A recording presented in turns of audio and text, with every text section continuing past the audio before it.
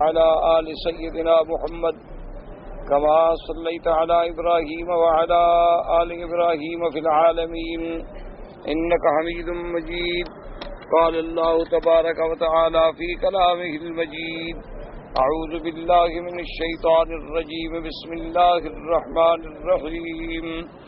يا أهل الكتاب لا تغلوا في دينكم ولا تقولوا على الله إلا الحق إنما المسيح عيسى ابن مريم رسول الله وكلمته ألقاها إلى مريم وروح منه فآمنوا بالله ورسله ولا تقولوا ثلاثة انتهوا خيرا لكم إنما الله إله واحد سبحانه أن يكون له ولد له ما في السماوات وما في الأرض وكفى بالله وكيلا. اللہ تبارک و تعالی نے کلام مقدس کی ان آیات مبارکہ میں جو سورۃ النساء کی آیات ہیں نصارہ کا رد فرمایا ہے. اسے آپ الحمدللہ سابقہ آیات میں تفصیل سے پڑھ چکے ہیں کہ ان آیات مبارکہ میں اللہ نے یہود کا رد فرمایا. یہودیوں نے جو غلط سوالات کیے موسیٰ علیہ السلام سے، سرکار دو عالم سے صلی اللہ علیہ وسلم، اس کا رد فرمایا. پھر یہودیوں کی عادات، قبائح اور ان کے افعال شنیعہ کا ذکر فرمایا. پھر یہودیوں کا دعویٰ کہ ہم نے عیسیٰ ابن مریم کو قتل کر دیا ہے، اس کا رد فرمایا. پھر تفصیل سے اللہ تبارک و تعالی نے عیسیٰ علیہ السلام کا آسمانوں پہ اٹھنا اور پھر آسمانوں سے ان کا قیامت کے قریب اترنا، عیسیٰ علیہ السلام کی رفعت شان، ان کے حواریین کی پوری تفصیلات کے ساتھ ذکر آیا.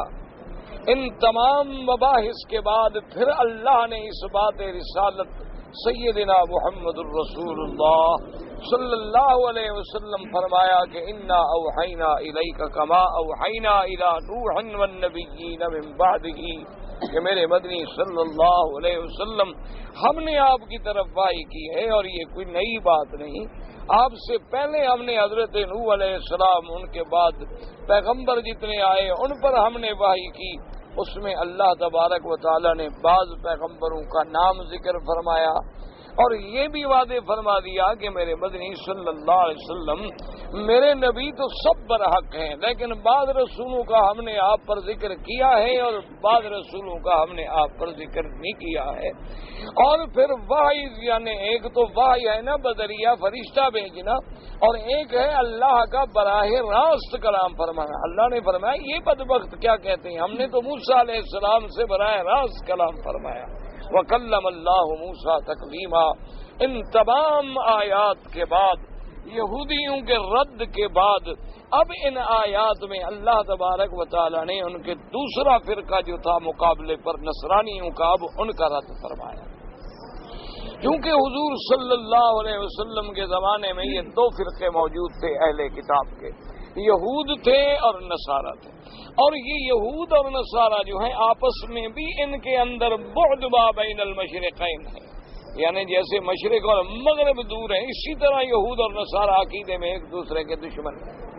لیکن اس کی یہ الگ بات ہے کہ اگر اسلام دشمنی ہو تو پھر دونوں ایک ہو جاتے ہیں، ورنہ معتقدات میں تو یہ ایک دوسرے کے اتنے دشمن ہیں کہ قرآن پاک نے وضاحت فرما دی: قالت الیہود لیست النصارى علی شیء وقالت النصارى لیست الیہود علی شیء.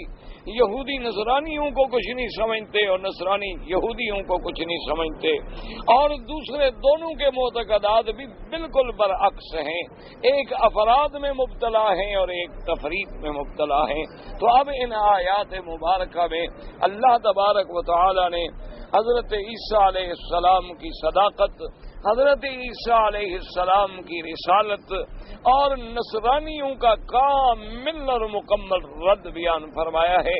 کتاب فرماتے ہیں: یا اہل الکتاب لا تغلوا فی دینکم یا اہل الکتاب لا تغلوا فی دینکم ولا تقولوا علی اللہ الا الحق انما المسیح عیسی ابن مریم رسول اللہ وکلمته القاها الی مریم وروح منہ فآمنوا بالله ورسله ولا تقولوا ثلاثة انتهوا خيرا لكم. اللہ نے فرمایا کہ اے اہل کتاب لا تغلو فی دینکم، اپنے دین میں غلو نہ کرو. اب سمجھیں غلو کا معنی، علماء فرماتے ہیں غلو کا معنی ہے حد سے متجاوز ہو جانا، حد سے نکل جانا. غلو کہتے ہیں کسی چیز کے بارے میں حد سے نکلنا. اب حد سے نکلنے کی آگے دو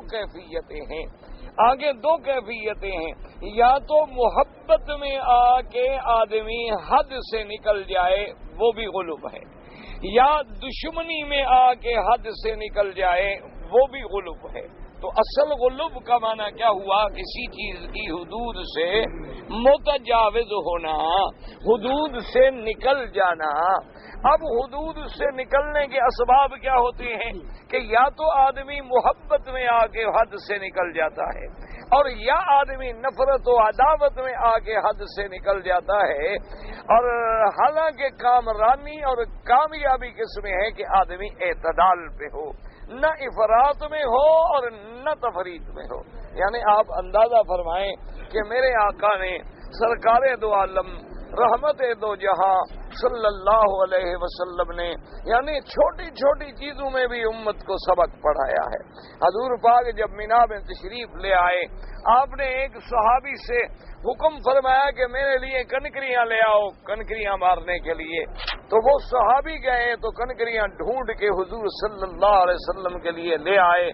جب حضور نے دیکھا تو بڑے خوش ہوئے. آپ نے فرمایا مثلہن مثلہن مثلہن، اسی طرح کی اور کنکریاں لے آؤ، یعنی نہ بہت بڑی نہ بہت چھوٹی، بالکل درمیان میں. کیونکہ اگر بڑی کنکر ہوگی تو اس سے کسی کو نقصان بھی ہو سکتا ہے، اور پھر ہم نے کوئی ستون تو نہیں توڑنا ہے، ہم نے تو تعمیل حکم کرنی ہے. اور اگر بالکل چھوٹی ہوگی تو اس کا پہنچنا مشکل ہے کہ صحیح مقام پہ جائے گی نہیں. تو حضور نے یہاں بھی امت کو سبق پڑھایا کہ اس میں بھی تم غلو میں نہ پڑو کہ حد سے بڑے پتھر لے کے چپل لے کے جوتے لے کے مارنے شروع کر دو، اور نہ اتنی چھوٹی کنکر لو کہ مقام مقصود تک پہنچ بھی نہ سکے. بلکہ وہاں بھی اعتدال کا سبق پڑھایا حضور پاک صلی اللہ علیہ وسلم. اسی طرح میرے آقا نے سرکار دو عالم صلی اللہ علیہ وسلم نے ایک رات دیکھا مسجد رسول میں کہ سیدنا ابی بکر صدیق رضی اللہ تعالی عنہ کھڑے ہیں، تہجد پڑھ رہے ہیں، اور بڑا آہستہ آہستہ آہستہ قرآن شریف تلاوت کر رہے ہیں کہ بالکل سنائی ہی نہیں دیتا، بالکل ایسی ہے دوی جیسے، بالکل ہلکی آواز سے. اور تھوڑی دور دیکھا تو سیدنا عمر بن الخطاب رضی اللہ تعالی عنہ قرآن پڑھ رہے ہیں، نماز پڑھ رہے ہیں، اور زور زور سے قرآن پڑھ رہے ہیں. جب حضور صلی اللہ علیہ وسلم صبح کی نماز سے فارغ ہوئے تو آپ نے ان دونوں کو طلب فرمایا. آپ نے فرمایا سیدنا ابی بکر نے صدیق رضی اللہ تعالی عنہ سے کہ میں نے رات دیکھا تھا آپ قرآن پڑھ رہے تھے، تہجد پڑھ رہے تھے، اور آواز بہت دھیما تھا، کیا وجہ تھی؟ تم اتنی آہستہ کیوں پڑھ رہے؟ تو حضرت صدیق نے عرض کیا کہ یا رسول اللہ صلی اللہ علیہ وسلم، میں تو اپنے رب کو سنا رہا تھا، اور میرے رب کے لیے تو آہستہ قریب دور سب برابر ہیں، ان کے آگے تو کوئی چیز چھپی ہوئی نہیں ہے. میں کسی دودھ والے کو تو نہیں پکار رہا تھا. حضرت عمر سے پوچھا کہ یا عمر تم بتاؤ بھی، تم تو بڑے زور زور سے قرآن پڑھ رہے تھے تہجد میں. تو نے فرمایا کہ ہاں یا رسول اللہ، میرا مقصد یہ تھا کہ اوقظ النعمان، کہ سونے والوں کو جگا دوں، وَأَطْرُدُ الشَّيْطَانِ، اور شیطان کو بھگا دوں، کہ جہاں جہاں قرآن کی آواز آئے گی شیطان بھاگے گا، اور جو بھائی سوئے ہوئے ہیں لیٹے ہوئے ہیں ان کی بھی نیند کھل جائے گی تو وہ بھی بیدار ہو جائیں گے. تو حضور نے فرمایا کہ یا ابا بکر ارفع، تم تھوڑا اونچا پڑھا کرو. حضرت عمر سے فرمایا اخفض، تم تھوڑا نیچے پڑھا کرو، اعتدال اختیار کرو. نہ اتنی آہستہ پڑھو کہ آدمی کو خود بھی پتہ نہ لگے کہ میں کیا پڑھ رہا ہوں، اور نہ اتنی زور سے پڑھو کہ دوسروں کی عبادت میں بھی خلل آ جائے۔ آپ نے دیکھا ہے کہ جیسے طواف میں اگر کچھ لوگ چیخ چیخ کر دعائیں مانگنی شروع کر دیں تو باقی تو سب کی دعائیں ختم، باقی جو بیچارے پڑھنے ہوئے بھول جاتا ہے کہ پتہ نہیں ہم کیا پڑھ رہے تھے۔ اگر کوئی قرآن شریف پڑھ رہا ہے تو اس کو بالکل آیت ہی بھول جاتی ہے، اور کوئی آدمی اللہ کا ذکر کر رہا ہے تو اس کو بھی بھول جاتا ہے کہ میں کیا کر رہا تھا، دوسرے کی آواز جو کانوں میں زور سے پڑ گئی۔ اور اس لیے حکم ہے کہ ہر چیز میں اعتدال، اللہ کے ذکر میں بھی اعتدال، اللہ تبارک و تعالیٰ کے احکام میں بھی اعتدال۔ اسی طرح حکم ہے، حضور نے فرمایا نماز کھڑی ہو گئی ہے، تم آ رہے ہو نماز کے لیے، فرمایا دوڑ کے نہ آنا، علیکم السکینۃ والوقار، بالکل مت دوڑو، آرام سے، عزت سے، احترام سے چل کے آؤ۔ ما ادرکتم فصلوا وما فاتکم فاتموا، او کما قال رسول اللہ صلی اللہ علیہ وسلم، اللہ کے نبی نے فرمایا جو تمہارے مقدر میں ہے، ایک رکعت ہے 2 رکعت شامل ہو جاؤ، اور جو رہ گئی ہیں ان کو بعد میں پورا کر دو۔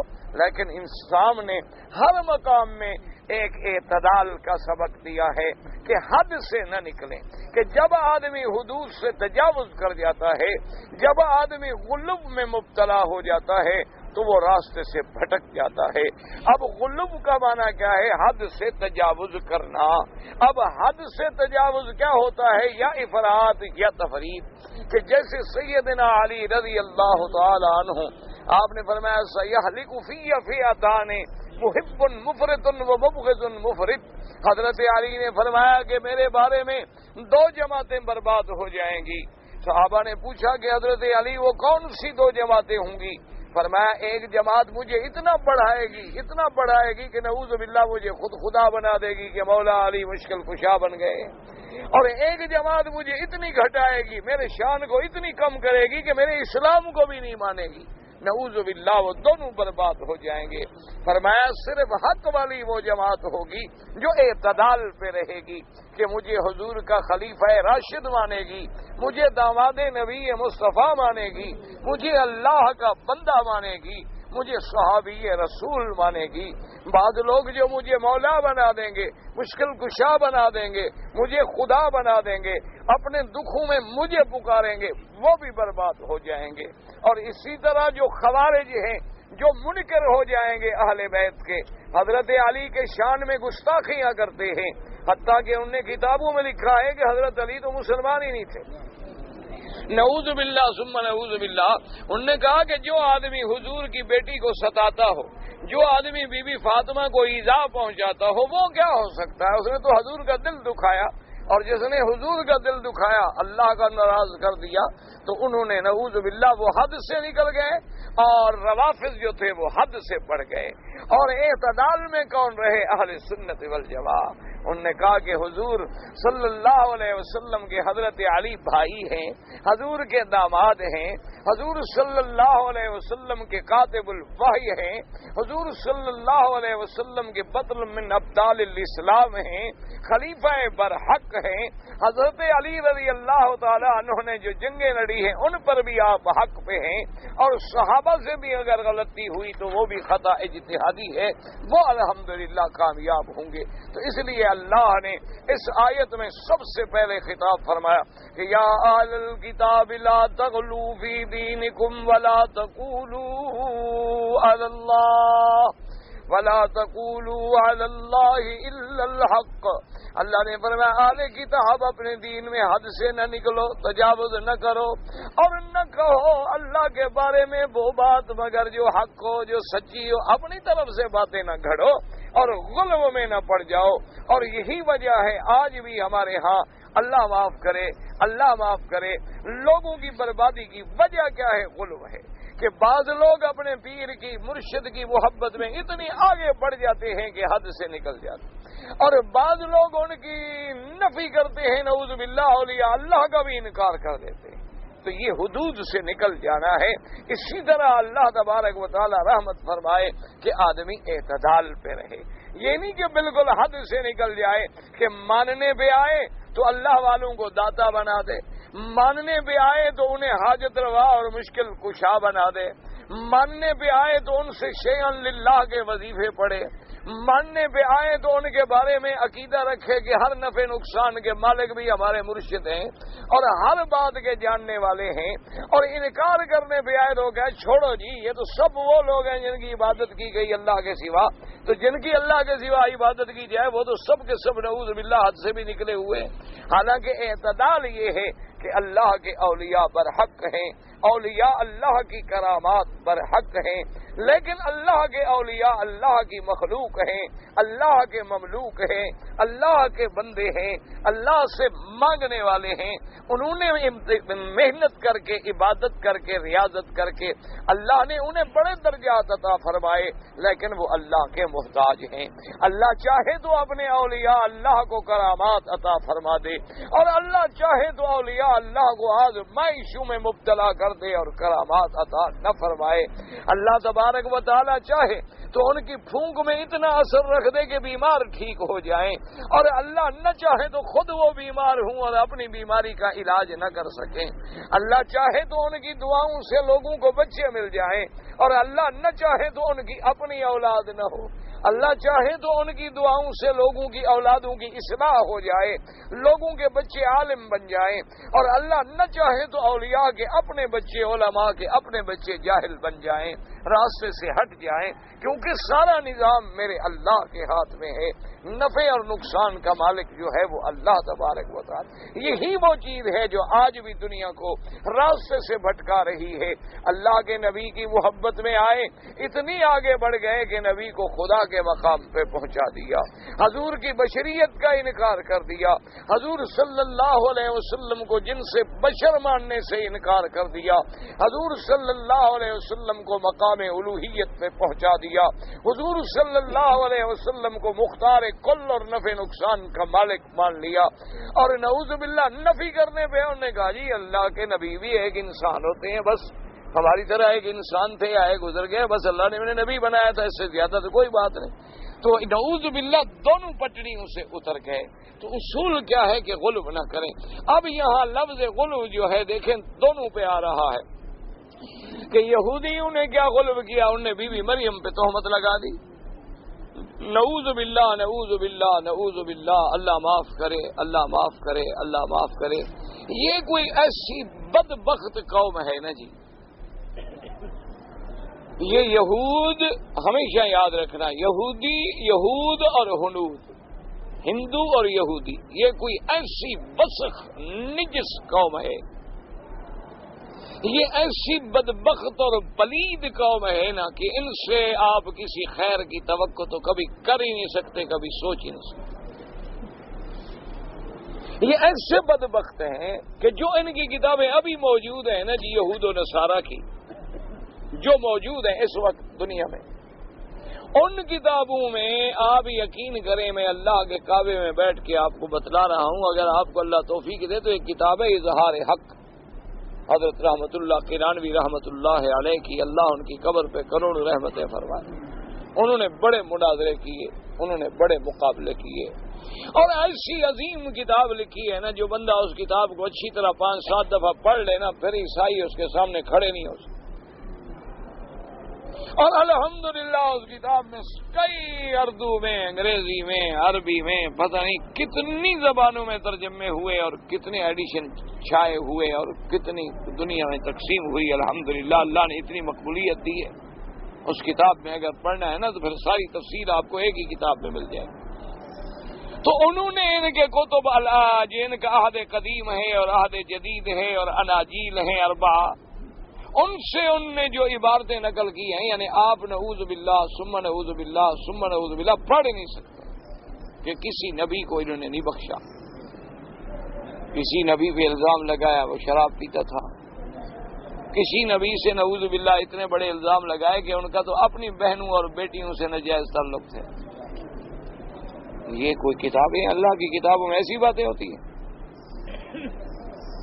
انا للہ و انا الیہ راجعون۔ اللہ پاک ہمیں گستاخی سے، بے ادبی سے بچائے، بلکہ ہم کبھی کبھی ان کے حوالے جو نقل کرتے ہیں اس میں بھی ڈر لگتا ہے کہ کہیں یہ بے ادبی نہ ہو جائے۔ گو الحمدللہ شریعت کا مسئلہ ہے کہ نقل کفر کفر نہ باشد، کیونکہ آدمی نقل کرتا ہے لوگوں کو سمجھانے کے لیے، لیکن پھر بھی تو ڈر لگتا ہے نا۔ انبیاء کا شان ہے، اللہ نے نبیوں کو عظمت دی ہے، شان دیا ہے کہ ان کے بارے میں تو اللہ کو اتنی بھی گوارا نہیں، لا تقولوا رائنا، اللہ نے فرمایا ایسا لفظ بھی نہ کہو جس سے میرے مدنی کی شان میں کوئی تعویل کر کے بھی کمی ہوتی ہے، اور لفظ ہی چھوڑ دو۔ قل انظرنا، جس پیغمبر کی یہ شان ہو کہ اللہ فرمائے میرے مدنی جا رہا ہو تو پیچھے سے بلاؤ بھی نہیں، آواز بھی نہ دو، میرے نبی کو تکلیف نہ ہو کہ مڑ کے دیکھے کون بلا رہا۔ فرمایا اگر گھر میں چلے جائیں تو مت پکارو، خبردار، اور جب خود باہر آئیں اس وقت بھی نہ بھاگ پڑو، بلکہ جب باہر آ کے تمہیں خود پوچھیں گے کیا بات ہے پھر بات کرو۔ جن نبیوں کے ساتھ اللہ نے بات کرنے کا بھی ادب سکھلایا کہ میرے نبی سے بات کرو تو کیسے، اور یہ بھی حکم سکھلا دیا کہ یہ نہیں کہ میرے مدنی کے سامنے آ کے چیخنا شروع کر دو، شور کرنا شروع کر دو، نہ، خبردار، اگر تمہاری آواز بھی اونچی ہو گئی تو میں تمہارے عمل برباد کر دوں۔ جس پیغمبروں کی یہ شان ہو ان کے بارے میں نعوذ باللہ یہ کہا جائے کہ بی بی مریم جو ہے اس پہ تہمت زنا لگا دی جائے، انا للہ و انا الیہ راجعون۔ اللہ تبارک و تعالیٰ سے دعا کیا کرو، بس اللہ پناہ دے۔ آدمی سوچتا ہے تمہارے اندر لوگ تھوڑے موجود ہیں جو بی بی عائشہ صدیقہ پہ تہمت لگاتے ہیں، تو بی بی عائشہ صدیقہ کو بی بی مریم سے کم ہے؟ وہ اگر ایک نبی کی ماں ہے تو یہ بھی تو افضل الرسل کی بیوی ہے اور امہات المؤمنین، ان کا شان کم ہے؟ وہ اگر صدیقہ ہے تو یہ بھی تو صدیق کی بیٹی صدیقہ ہے۔ اس نے اگر نبی کو گود میں کھلایا ہے تو اس کی گود میں تو محمد مدنی لیٹا ہے، اس کا شان کوئی کم ہے؟ جو اس پہ تہمت لگاتے ہیں وہ کون سے اچھے انسان؟ یا ان کا یہی دین و اسلام ہے کہ اللہ کے نبی کی بیوی کو بھی معاف نہ کیا جائے، ازواج رسول کو بھی معاف نہ کیا جائے؟ بس دعا کیا کرو اللہ تبارک و تعالی ہدایت کے فیصلے فرما دے، کیونکہ اس دور میں ہم گزر رہے ہیں یہ لڑائی کا زمانہ نہیں، لیکن دعا کرو کہ آدمی اتنے بھی تو حد سے نکل جائے۔ دیکھیں نا دنیا میں گندے سے گندا آدمی بھی ہوگا تو وہ اپنی ماں کو برا نہیں کہے گا، کوئی شقی ہو، کوئی بدبخت ہو جس کے دلوں پہ مہریں لگ چکی ہوں تو الگ بات، ورنہ کوئی آدمی ہو یعنی کتنا وہ کبھی یہ زبان سے اپنی ماں کے بارے میں برا نہیں کہے گا، کبھی بھی برائی نہیں کرے گا اگر اس میں ذرا سا بھی اسلام ہے، دین ہے، عقل ہے، انصاف۔ اور اگر کوئی بدبخت ہے، شقی ہے، اللہ نے اس کے دل پہ مہریں لگا دی ہیں تو وہ اپنی والدین کا بھی گلہ کرتے رہتے، اللہ پاک معاف فرمائے۔ تو آپ اندازہ فرمائیں، اور پھر ہماری ماں جو ہے وہ تو نسب کی ماں ہے نا، اور نبی کی بیویاں تو مائیں ہیں اللہ کے حکم سے کہ وَأَزْوَاجُهُ أُمَّهَاتُهُمْ، اللہ نے فرمایا کہ میرے مدنی کی بیویاں جو ہیں حضور کی امت کی مائیں ہیں، جن کو اللہ ہماری ماں کہہ دے اس کے ماں ہونے میں کوئی شک ہے، اور کبھی حلالی بیٹا تو پھر ماں کے بارے میں کوئی غلط لفظ نہیں کہہ سکتا۔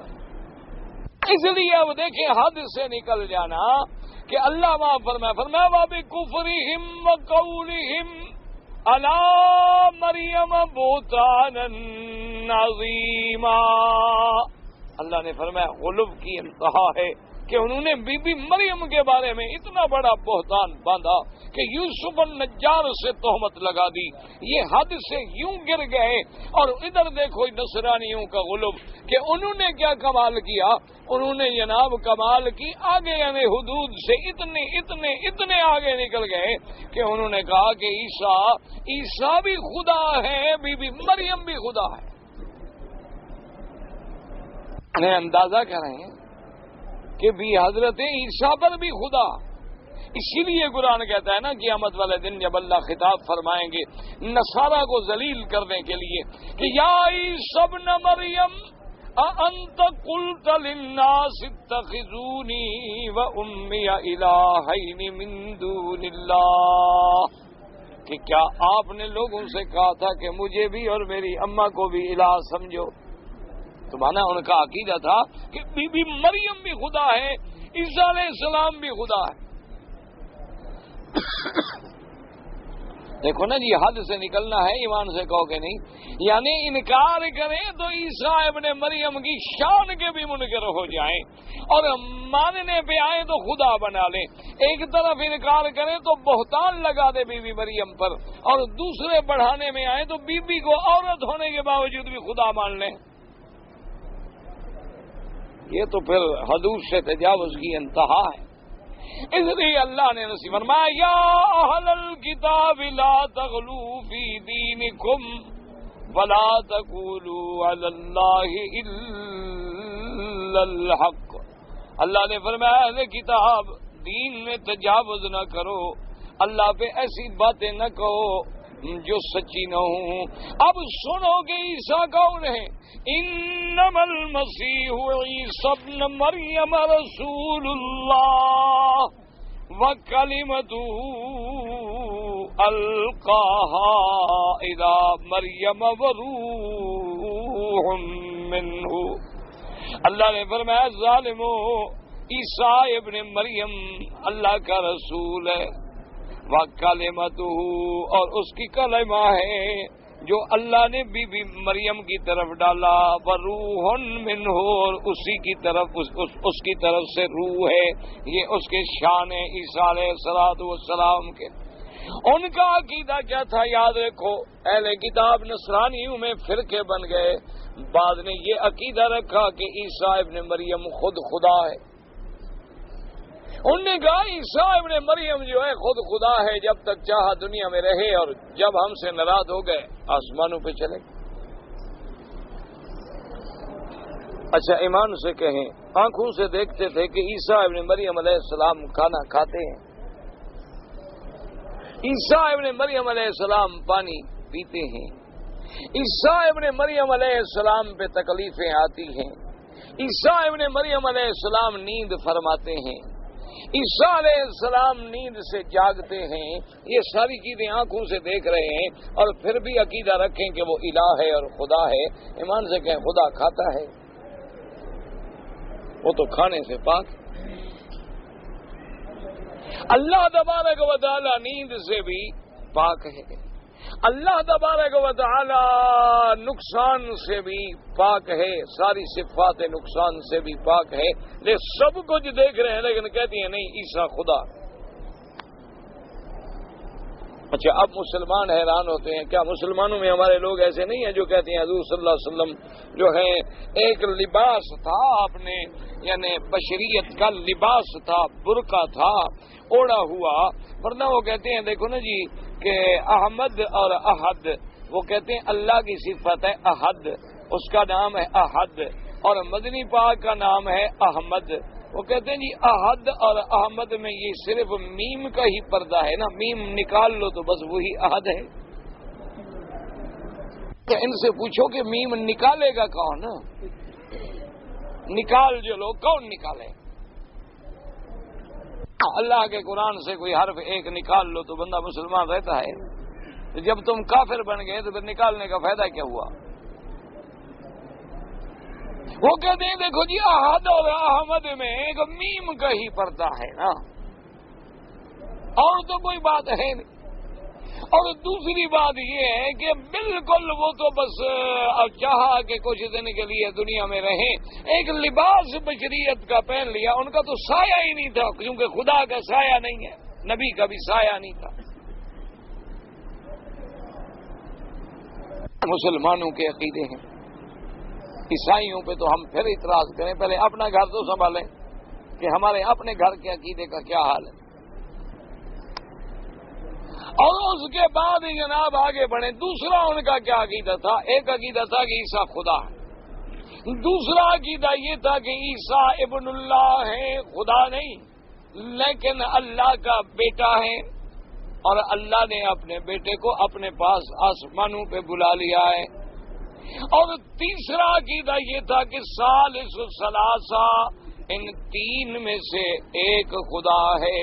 کیا معنی؟ ایک عیسیٰ ہے، ایک بی بی مریم ہے، اور ایک عیسیٰ کا باپ یعنی اللہ، ان تین میں سے کوئی ایک خدا ہے، لیکن ہمیں سمجھ نہیں آ رہی کہ تین میں کون خدا ہے۔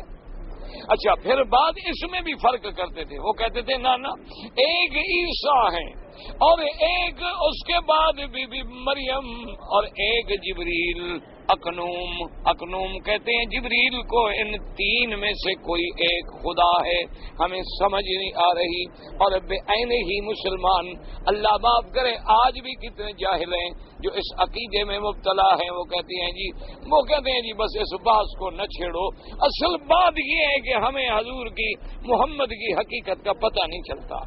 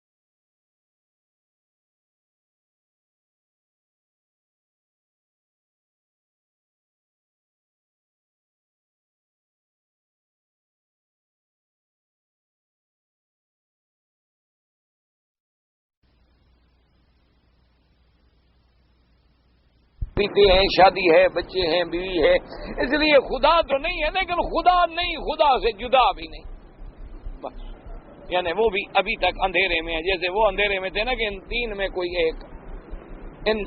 کوئی ایک خدا ہے، لیکن کون ہے وہ کہتے تھے پتہ نہیں۔ بے عین ہی ہمارے اللہ معاف کرے جاہلوں کے یہی عقیدے، اور بعض جاہل تو اس حد تک بڑھ گئے ہیں، اللہ معاف کرے، اللہ معاف کرے، اللہ معاف کرے، تو پہلے تو نبی کو خدا بنایا، جیسے عیسیٰ ابن مریم کے ماننے والوں نے پہلے عیسیٰ کو خدا بنایا، اس کے بعد عیسیٰ کے جو حواری تھے، اس کے جو صحابی تھے، ان سب کو بھی خدا بنایا۔ اتخذوا احبارهم ورهبانهم اربابا من دون اللہ نے فرمایا کہ انہوں نے ان کے صوفیوں کو، پیروں کو، ان کے مولویوں کو خدا بنا لیا تھا اللہ کے سوا۔ ایک صحابی تھے، انہوں نے عرض کیا کہ یا رسول اللہ، آپ نے قرآن پڑھا ہے کہ ہم نے عیسائیوں نے اپنے احبار کو، روحبان کو خدا بنایا تھا، میں تو خود عیسائی تھا، اللہ نے مجھے اسلام نصیب کر دیا ہے، ہم نے تو ان کو کبھی خدا نہیں مانا۔ رسول اللہ آپ کیسے کہتے ہیں کہ ہم نے ان کو خدا بنایا تھا؟ جیسے آج ہم کہتے ہیں نا کہ لوگوں نے پیروں کو خدا بنا لیا ہے، لوگ کہتے ہیں لو توبہ توبہ توبہ توبہ توبہ، دیکھو جی وہاں بھی ہم پر الزام لگاتے ہیں، ہم نے کہا پیروں کو خدا کہا ہے، ہم نے کبھی نہیں کہا ان کو خدا۔ یہی بے عین ہی صحابی نے یہ بات کی، اس نے کہا کہ یا رسول اللہ، قرآن جو کہتا ہے کہ اتخذوا احبارهم، احبار مانا علماء، ورهبانهم، رہبان کا مانا عباد، زہاد، یعنی جس کے معنی آپ سمجھ لیں صوفی یا پیر، عبادت کرنے والے، ایک تو عالم ہوتا علم والا، ایک عابد ہوتا عبادت والا۔ اللہ نے فرمایا اتخذوا احبارهم ورهبانهم اربابا من دون اللہ، اللہ کے سوا انہوں نے ان کو بھی رب بنا لیا۔ ارباب جمع رب کی، یاد رکھو، اربابا من دون اللہ۔ تو صحابی نے کہا کہ یا رسول اللہ صلی اللہ علیہ وسلم، ہم نے تو ان کو کبھی رب نہیں سمجھا۔ آپ نے فرمایا بیٹھو بات سمجھو، آپ نے فرمایا کہ یہ بتلاؤ، جو وہ تمہارے صوفی، تمہارے مولوی، احبار جس چیز کو کہتے تھے کہ یہ حلال ہے، تم اس کو حلال سمجھتے تھے کہ نہیں؟ انہوں نے کہا جی بالکل، وہ کہتے تھے حلال ہے تو بس حلال ہے، اور جس چیز کو وہ کہتے تھے کہ حرام ہے تم حرام سمجھتے تھے کہ نہیں؟ انہوں نے کہا جی بالکل۔ انہوں نے کہا یہ کام تو اللہ کے حق اختیار میں ہے، کسی کو حلال بنائے حرام، تو یہ مرتبہ جب تم نے پیروں کو دے دیا تو خدا تو بنا لیا نا، یہ اختیار تو اللہ کو ہے کہ اللہ تحلیل و تحریم کر سکتے ہیں، کوئی بندہ کسی حلال کو حرام نہیں کر سکتا، کسی حرام کو حلال نہیں کر سکتا۔ تو جب تم بندوں کے کہنے پہ آ کر حلال کو حرام کر دو، حرام کو حلال کر دو، تو اس کا معنی یہ ہے اس کو تم نے خدائی کے مقام پہ بٹھا دیا ہے، اس کو تم نے وہی مرتبہ دے دیا جو اللہ کا مرتبہ ہے۔ آج ایمان سے کہیں، ان لوگوں نے ایک ذہن بنایا ہوا ہے کہ جی 11ویں شریف کرنی ہے، اب یہ 11ویں شریف سے ٹل سکتے ہیں، والا روک کے دکھاؤ۔ خدا بنانے کا آخر کیا مطلب ہوتا ہے؟ انہوں نے کہا کہ بھائی یاد رکھو کہ جب بھی تمہارا بیٹا ہونا سائیں کے مزار پہ جا کے نظر دینی ہے، وہی آگے سر مڈانا ہے، وہی خیرات کرنی ہے، اور وہی مزار پہ آگے دمبے ذبح کرنے ہیں، بکرے ذبح کرنے ہیں، اونٹ ذبح کرنے ہیں، ورنہ میرا بیٹا جو ہے جی یا مر جائے گا یا گنگا ہو جائے گا یا بیمار ہو جائے گا۔ میں نے منت مانی تھی کہ چوٹی جو ہے نا وہ سائیں کے مزار پہ اٹھاؤں گا۔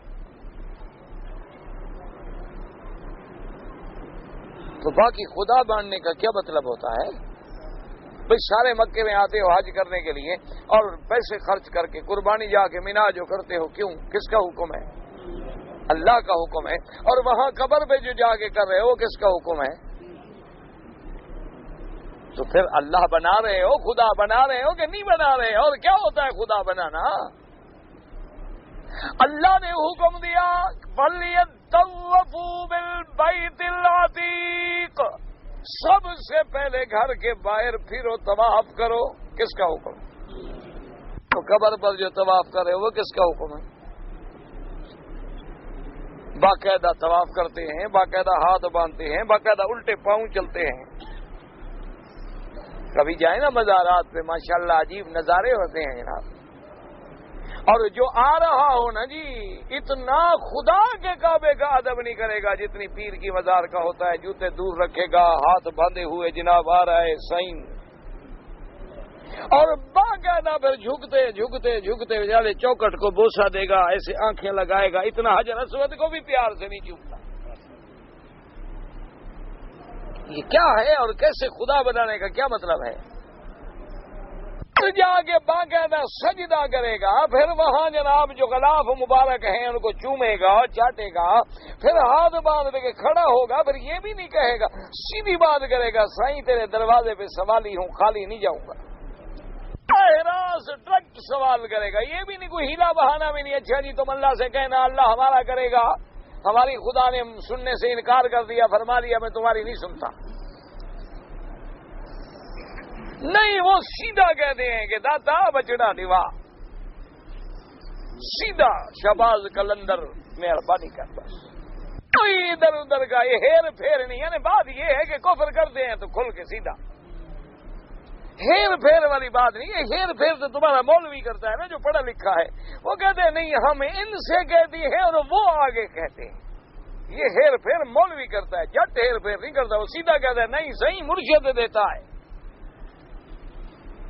بالکل سیدھا ہے۔ وہ کہتا ہے کہ جناب ایسی بات ہے، خدا کا تعلق ہے، پیر دیتا، پیرا دیتا، پیر بخش، حسین بخش، فقیر بخش، مولا بخش، رسول بخش، نبی بخش، کہیں خدا کا نام ہے؟ وہ تو کھرا کافر ہے، کھرا کفر کرتا ہے سفید۔ یہ جو تمہارے پڑھے لکھے ہیں نا وہ بہانا، وہ کہتے ہیں کہ نہیں جناب آخر مکان پہ جو چڑھو تو سیڑھیوں کی ضرورت ہے نا، بادشاہ کو جو درخواست دو تو وزیر مشیر کی ضرورت ہے، اللہ ہماری تو سنتا نہیں، ہم گناہگار ہیں، ہم ان کو کہتے ہیں اور یہ اللہ کو کہتے ہیں، اللہ ہماری سنتا نہیں اور ان کی موڑ سکتا ہی نہیں، یہ کہہ دیں تو بس خدا بھی نہیں موڑ سکتا، یہ چاہے تو تقدیر کی قلم توڑ دیں۔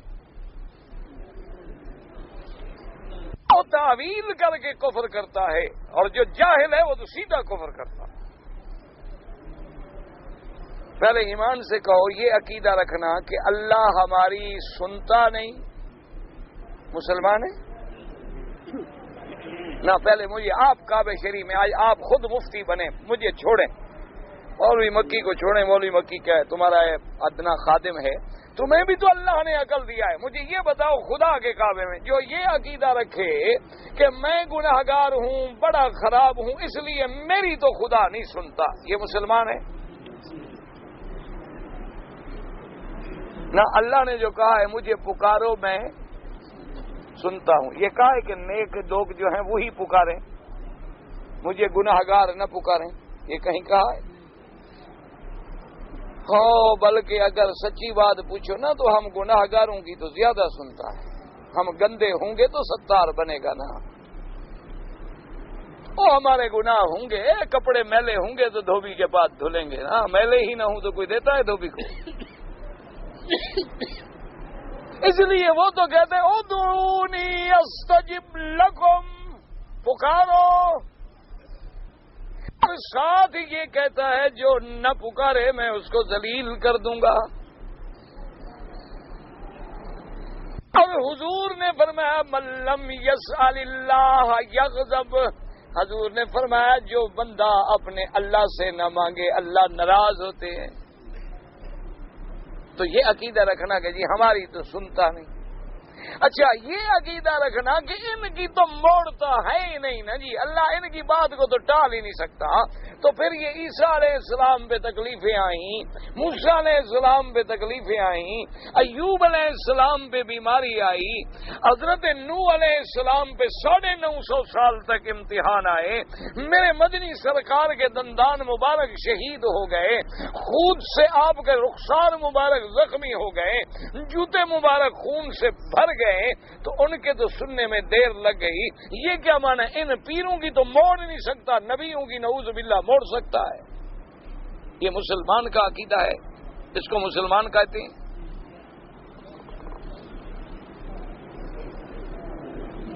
آپ کسی بھی ملک میں چلے جائیں، یعنی یہ ضروری نہیں کہ پاکستان میں، بنگلہ دیش میں، ہندوستان میں، پاکستان میں، عربستان میں، کسی جگہ چلے جائیں، وہاں جا کے دیکھ لیں کہ قبور اولیاء پہ کیا کیا نہیں ہو رہا۔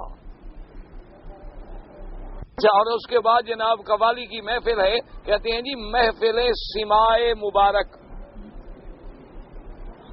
قرآن سے کہو، کبھی قرآن کی بھی محفل لگائی ہے وہاں کہ محفل قرآن مبارک، محفل بخاری شریف مبارک، محفل مسلم شریف مبارک، ابھی وہاں نبی کی حدیث کیوں؟ وہ تو ان کو آتی نہیں مجاوروں کو، تو حدیث کی محفل کیسے بنائیں؟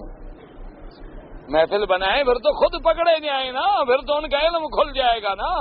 اس لیے وہ انتظام یہ کرتے ہیں، قوالی کا انتظام، سرکس کا انتظام، موٹر سائیکل چلانے والا کنویں میں پتہ نہیں، چھت پہ پتہ نہیں، تار پہ، یہ انتظام کرتے ہیں تاکہ لوگ اکٹھے ہو جائیں۔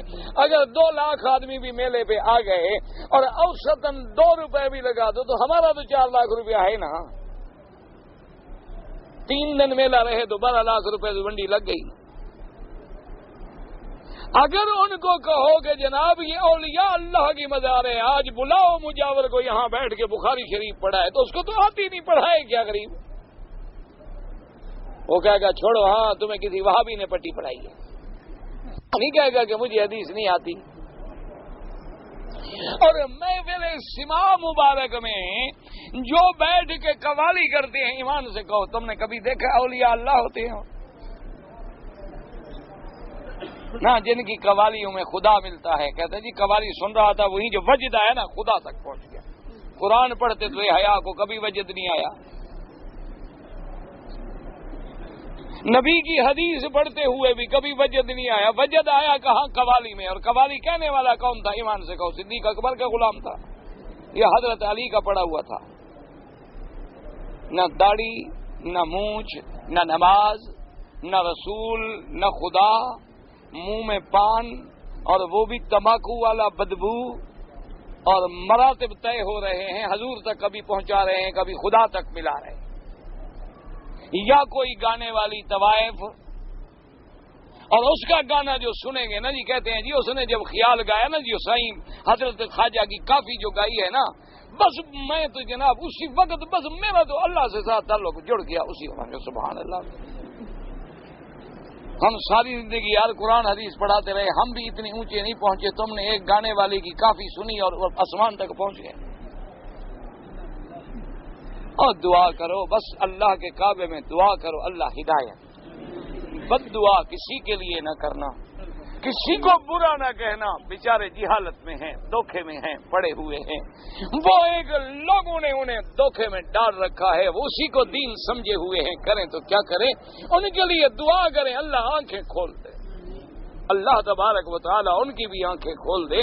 ورنہ دیکھیں نا جی، اسی کعبے میں بت رکھے تھے، کعبے کے آگے آگے قربانی نہیں ہوتی تھی، بتوں کے قدموں میں قربانیاں کرتے تھے مشرکین مکہ، جانور لاتے اور بتوں کے آگے ذبح کرتے اور کہتے لات تیرے دروازے پہ قربانی دے رہا ہوں، تیری بھینٹ چڑھا رہا ہوں، جیسے ہندو اپنے دیوتاؤں کے آگے جا کے بھینٹ چڑھاتے ہیں۔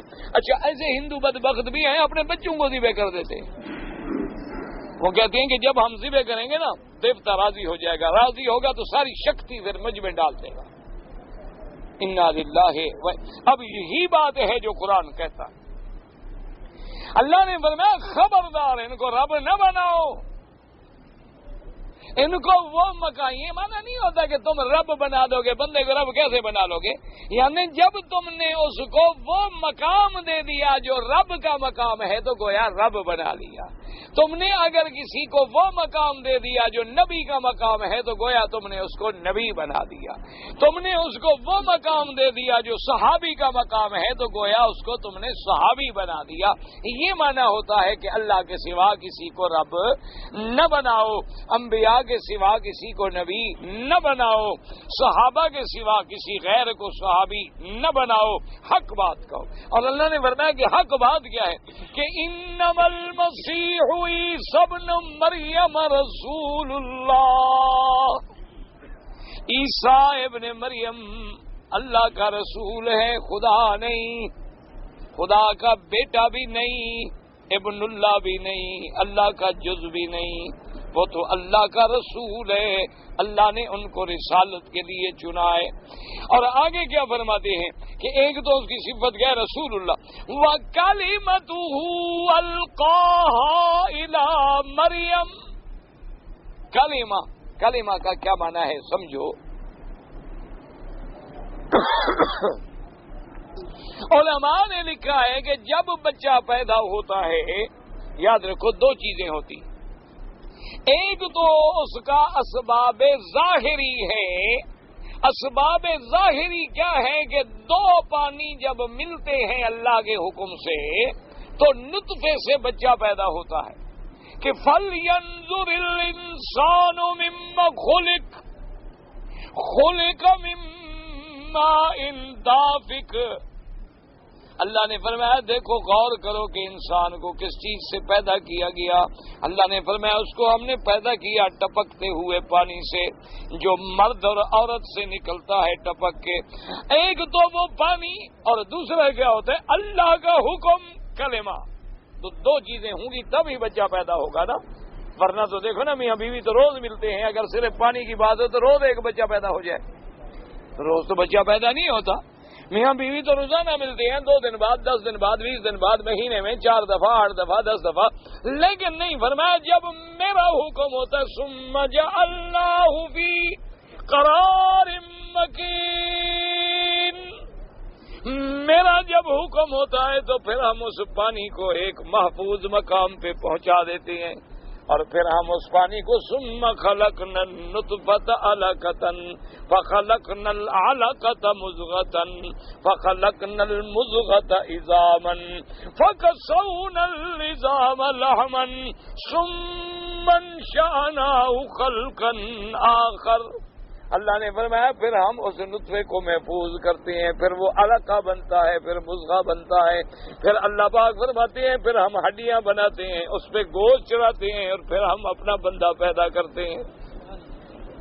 تو اب پیدا ہونے میں کیا چیز، دو چیزیں آ گئی، ایک نطفہ آیا اور ایک اللہ کا کلمہ کن آیا، کیونکہ اللہ کا حکم نہ ہو تو پھر بھی تو نطفے سے پیدا نہیں ہو سکتا ہے نا۔ تو اب یہاں فرمایا وَكَلِمَتُهُ القاها الى مریم وروح منہ، کہ میرا عیسیٰ جو ہے وہ کلمہ ہے، چونکہ وہاں نطفہ تو ہے ہی نہیں، وہاں تو صرف کلمہ کن ہے کہ اللہ نے حکم دیا جبریل آئے اور اللہ کے حکم سے عیسیٰ ابن مریم بغیر نطفے کے پیدا ہوئے. ہر بندے میں نطفہ بھی ہے کلمہ بھی ہے اور وہ صرف کلمہ ہے کہ اللہ کا حکم تو ہے لیکن نطفہ کوئی نہیں. اس لیے اللہ نے فرمایا میرا عیسیٰ رسول بھی ہے اور کلمہ بھی ہے. فرمایا انما المسیح ابن مریم رسول اللہ وَكَلِمَتُهُ أَلْقَاهَا إِلَى مریم. بس. اور بعض علماء نے فرمایا وَكَلِمَتُهُ کلمہ کا کیا معنی؟ انہوں نے فرمایا کلمہ کا معنی ہے بشارت، خوشی کہ اللہ نے خوشخبری کا حکم دیا. جیسے اللہ نے فرمایا ان اللہ یبشرک بکلمۃ، اللہ پاک نے فرشتہ بھیجا کہ بی بی مریم سے کہہ دو کہ ہم اپنے کلمہ سے ایک بچہ پیدا فرمائیں گے. تو انہوں نے فرمایا کلمتہ، یعنی وہ بشارت جو اللہ تبارک و تعالی نے عطا فرمائی کہ فرشتے نے آ کے خوشی کی خبر دی کہ اللہ پاک تمہیں بچہ دیں گے اور ہوگا بھی اللہ کے حکم سے بغیر کسی باپ کے. اور بعض مفسرین کرام نے لکھا ہے کہ کلمے کا معنی ہے نشانی، آیت. جیسے قرآن کہتے ہیں وَتَمَّتْ كَلِمَةُ رَبِّكَ صِدْقًا وَعَدْلًا کہ اللہ نے حضرت عیسیٰ کو کلمہ کیا مانا نشانی وَجَعَلْنَاهَا وَابْنَهَا آیَةً لِلْعَالَمِينَ. اللہ نے فرمایا کہ ہم نے بی بی مریم کو اس کے بیٹے کو پورے جہانوں کے لیے نشانی بنا دی کہ میں قادر ہوں، میں چاہوں تو آدم کو بغیر باپ اور ماں کے پیدا کر دوں، میں چاہوں تو بی بی حوا کو بغیر ماں کے پیدا کر دوں، اور میں چاہوں تو عیسیٰ ابن مریم کو بغیر باپ کے پیدا کر دوں. اس لیے علماء نے فرمایا کہ کلمہ کا معنی جو ہے بشارت بھی ہے، کلمہ کا معنی آیت بھی ہے، اور کلمہ کا معنی اللہ کا وہ حکم جس حکم سے عیسیٰ ابن مریم پیدا ہوئے ہیں. اللہ پاک آپ کو بھی اور مجھے بھی دین کی سمجھنے کی توفیق دے. زمزم بیچنا جو ہے ناجائز ہے، اسی لیے تو الحمدللہ اللہ جزائے خیر عطا فرمائے حکومت کو کہ انہوں نے زمزم اتنا عام کر دیا ہے کہ اب ضرورت بھی نہیں ہوتی. ورنہ 5 ریال میں ایک لوٹا ملتا تھا زمزم کا، ہمارے لوگ اپنے بیچتے تھے. اللہ معاف. ہاں باہر جو لوگ کھڑے ہیں کہ بھی ہم ڈبہ بھر دیں گے ہمیں ریال دے دو، تو وہ مزدوری ہے بھرنے کی، نہ کہ زمزم کی قیمت ہے. ورنہ زمزم اتنا سستا ہے کہ وہ تمہیں 20 لیٹر کا ڈبہ جو 1 ریال میں مل جائے. وہ تو مزدوری ہے بیچارہ، وہ جو سر پہ رکھ کے 20 لیٹر دھوپ میں بھاگ رہا ہے، لڑ رہا ہے، نیچے سے جا کے بھر کے اٹھا کے تمہیں دے رہا ہے. نوکر تو نہیں ہے نا تمہارا.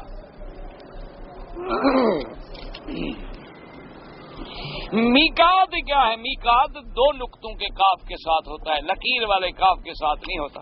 اب جس بیچارے کو میقات اور میقات کا پتہ نہ ہو تو اس کو مسئلہ کیا سمجھائیں گے؟ میقات ہے وقت رسول اللہ صلی اللہ علیہ وسلم 5 مواقیت. حضور پاک نے اللہ کے حکم سے پوری دنیا کے لیے 5 میقات مقرر کر دیے. ذل حلیفہ، اسی طرح یلملم، اسی طرح قرن منازل، اسی طریقے سے جوفا، اسی طریقے سے ذات عرق.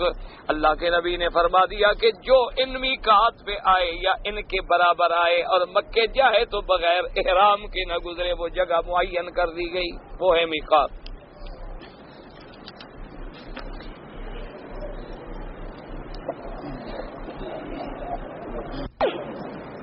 میں نے عرفات کی رات کو عرفات میں عشاء کے بعد کہاں پتہ نہیں حاضر ہو گیا. رات کو نیند آ گیا، احتلام ہو گیا، غسل کیا، کوئی حرج نہیں. احتلام اپنے بس میں تو نہیں نا کہ بندے پر کوئی جرمانہ ہو.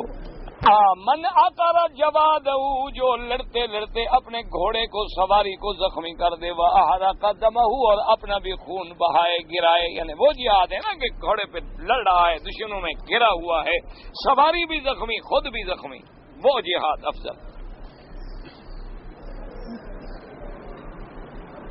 میں عرفات سے مزدلفہ آیا، مزدلفہ اور مینا کے دونوں بورڈ کے درمیان میں سو گیا. بھائی مزدلفہ سے نکل کے سو گیا بورڈ سے، یا مزدلفہ کے بورڈ سے اندر سو گیا؟ دیکھو نا، ایک یہ بورڈ لگا ہے کہ بھی مزدلفہ ختم، اگر تم ادھر سو گیا پھر تو مزدلفہ میں سو گیا نا، اگر ادھر سو گیا تو مزدلفہ سے باہر سو گیا پھر دم ہے، یہ تم اپنا خود فیصلہ کرو۔ اسلامی بینک میں 1,20,000 جمع کرایا تھا، 3 سال کے بعد انہوں نے 1,40,000 دیا، ٹھیک ہے، اگر وہ باقی بینک اسلامی ہے تو ٹھیک ہے، آپ کے بنگلہ دیش میں بھی ہے، وہاں بھی اسلامی بینک ہے اور وہ بڑا اچھا کام کر رہا ہے، جہاں تک میں نے سنا ہے بہت اچھا کام کر رہا ہے۔ میری طرف 1-2 آدمیوں کے 500 ریال میں نے دینے ہیں، لیکن وہ آدمی مجھے نہیں ملتے تو ان کے وارث ماں باپ خاندان کوئی ملے ان کو دے دو۔ اگر کوئی ایڈریس نہیں تمہارے پاس پھر خیرات کر دو، صدقہ کر دو۔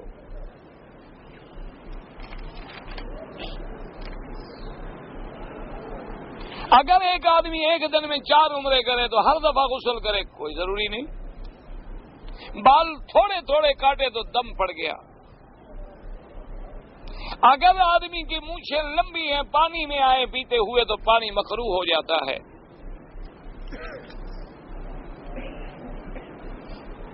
شیعہ پتہ نہیں، مجھے نہیں پتا کیا ہوتا ہے۔ حجر اسود جو ہے سفید تھا تو اسود کیوں رکھا گیا؟ جب گناہوں سے سیاہ ہوا تو رکھا گیا نا۔ غسل کے فرائض ادا نہ کرے تو غسل نہیں ہوتا۔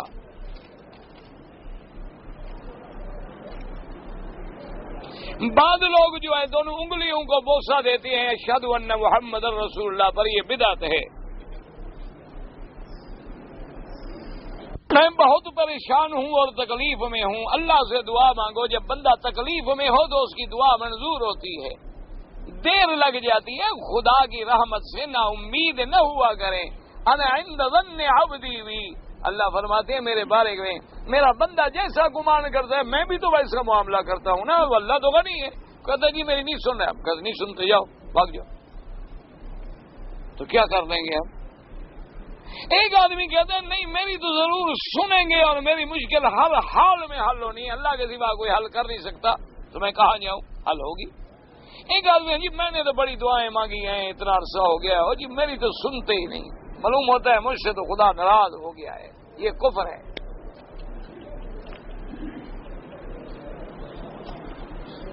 نوکر کا کام ہے دروازہ کھٹکھٹاتا رہے، ہماری ذمہ داری ہے کہ ہم بھیک مانگتے رہیں، باقی دینے والے کی مرضی ہے، جب دے دیر سے دے سویر سے دے، وہ دیر سے دے تو اس میں بھی حکمتیں ہوتی ہیں، گھبرائیں نہیں۔ اور جو تکلیف ہے حسبنا اللہ و نعم الوکیل، نعم المولا و نعم النصیر، رات دن اٹھتے بیٹھتے پڑھا کرو، اللہ کی رحمت سے سب مشکلیں حل ہو جائیں۔ مجھ سے فجر کی نماز جو ہے وہ چھوٹ جاتی ہے۔ فجر کی نماز جناب آپ سے کیوں چھوٹ جاتی ہے؟ آپ وہاں رہیں جو نمازی لوگوں کا بھی نہیں چھوٹے گی۔ تم جو شیطانوں کے ساتھ رات کو سو، جب خود نہیں پڑھتے تمہیں بھی نماز کیسے ہو؟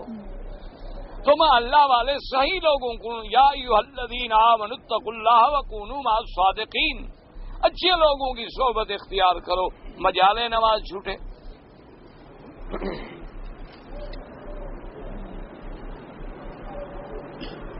میرے بھائی نے مجھے لندن سے ویزا بھیجا ہے، میرا وہاں جانا مناسب ہے اور درست ہے، مجھے کیا پتا، استخارہ کر لو، خیر ہے چلے جاؤ، نہیں ہے تو نہ جاؤ۔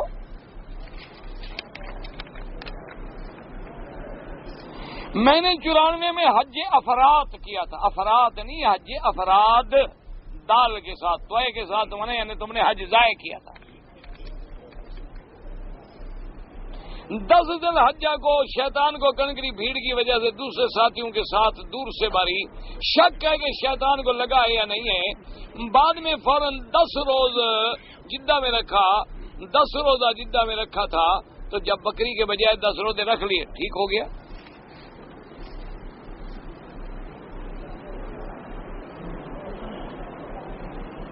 چھوٹے پانی میں برتن میں ہاتھ ڈال کے وضو کر رہا تھا، بالکل چھوٹا پانی ہو تو منع ہے۔ ہم کو غصہ بہت آتا ہے تو لا حول ولا قوت الا باللہ پڑھا کرو، اور غصے کا علاج ہے کہ آدمی کھڑا ہے تو بیٹھ جائے، بیٹھا ہے تو لیٹ جائے، یا پانی پی لے، یا 2 رکعت نماز شروع کر دے۔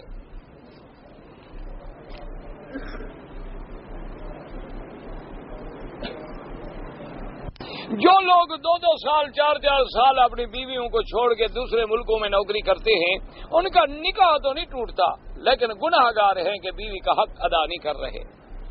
اور بعض علماء نے لکھا ہے کہ ایسے حالات میں اگر بیوی سے گناہ ہوگا تو یہ بھی شریک ہوگا، کیونکہ اس کو گناہ کے لیے تم نے مجبور کیا ہے نا۔ جب تم بیویاں ہونے کے بعد ادھر ادھر منہ مارتے ہو تو پھر عورت نے بھی تو منہ مارنا ہے نا۔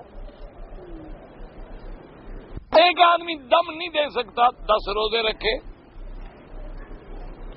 ایک آدمی نے اپنی سالی کے ساتھ گناہ کیا، مولوی صاحب نے کہا کہ تمہارا نکاح ٹوٹ گیا، مولوی صاحب کا ٹوٹ گیا یا اس گناہ کرنے والے کا ٹوٹ گیا؟